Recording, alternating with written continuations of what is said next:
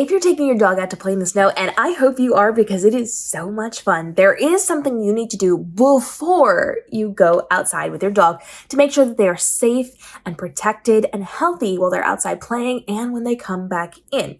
Now, this is something we talk a lot about on the channel. Have you guessed it yet? It's all about their foot care, because with dogs, they are going to have fur growing between the pads of their paws and their nails are going to grow. If you have long nails, they're likely to not be able to get the right grip, especially if it's icy or snowy or slushy or slippery. And if they have fur between the pads of their paws that's longer, that can collect chunks of snow and ice, debris, because we know when we go outside, usually the snow covers up everything. So we've got sticks, we've got mud, we've got clay, we've got debris, we've got leaves, we've got stuff that can poke into them. And we do not want that to get stuck to the fur on their paw pads. When you take your dog outside without properly grooming their feet first, they can pick up snow chunks and then bring them inside and spend an hour chewing their feet to pieces, which can then result in that dry and cracked foot. It can result in actual injuries or breaking their skin open. It's so many things, but also it attaches the snowballs with debris in it, so they could get poked by sticks, they could get hurt. There's a lot of really serious downsides to not grooming and maintaining your dog's feet before going out in the snow. Now, if you are just surprised by the snow and going to run out for a quick potty break, I don't need you to spend your time grooming them before a quick potty break. If that's important, go do that first, then come back in and handle it.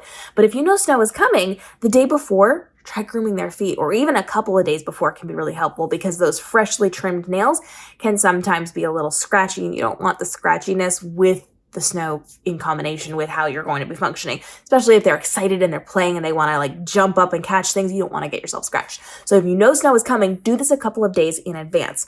Now, your goal here is to maintain their nails and the fur between the paws of their pads and on top of their feet.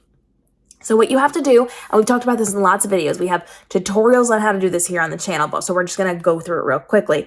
You want to make sure you are clipping their nails nice and short so that they are getting the appropriate level of grippage on the stairs, on the sidewalk, on the wherever they happen to be walking in. You want to make sure you lower that level of fur. So you don't want to trim all of it out. That's not super healthy, but you do want it nice and flat and flush with their paw pads. So you want to take a trimmer, a low noise trimmer. We've got lots of great tutorials and recommendations. I'll link them for you.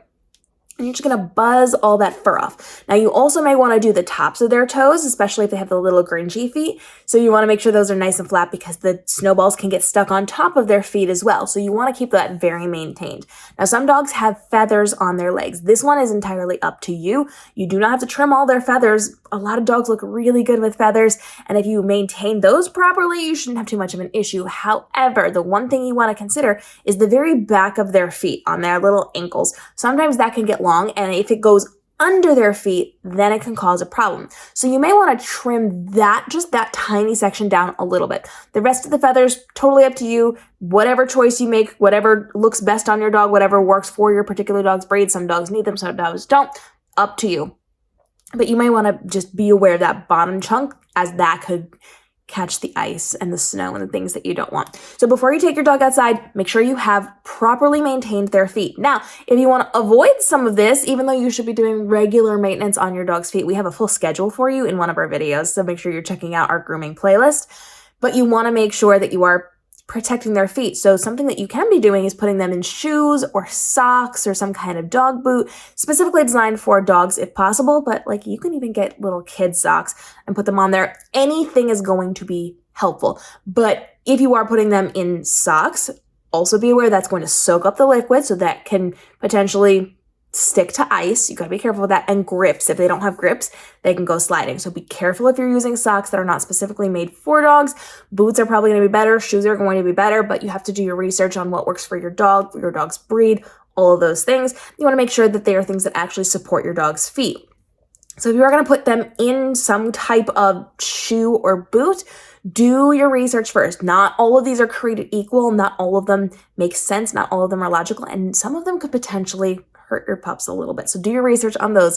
And of course, it is important to make sure you're managing where your dog is going outside so that you do not have to deal with any potential issues. So if you know there's an area covered in sticks and debris, don't let them play over there. Make sure they're in a different area. If you have put salt out, you have to be incredibly careful. Dogs cannot have salt on the paws of the pads of their paws. So you cannot have them on your sidewalk, on your driveway, places you have put salt. That is not healthy. Make sure they don't ingest it either. You got to do your due diligence when it comes to this. So keeping your dog in a safe, neutral snow environment is going to be best, and making sure that you have taken care of their feet before you go out leads to less problems later on. Now, if your dog did get ice, if they do come in, even if you have maintained their feet and they're still chewing at their feet because they were just outside in the snow, and of course they're going to pick up a little bit of it, and you find that it is dried and cracked feet, we do have videos on how to maintain those, how to help those, what you can be putting on it to save their little baby feet. So make sure you're checking out our playlist here on the channel as well. And if you've got questions about taking your dogs out in the snow, follow along for more. We're giving you tips for taking photos, creating content, health out in the snow, the cute things that they can wear, even mommy and me matching outfits for you and your pup. We've got lots of really cool things already on the channel and coming out. So drop your questions, drop the things that we should be talking about here on the channel, and we'll see you in the upcoming episodes for daily videos helping you navigate the world of being a dog parent. We'll see you then.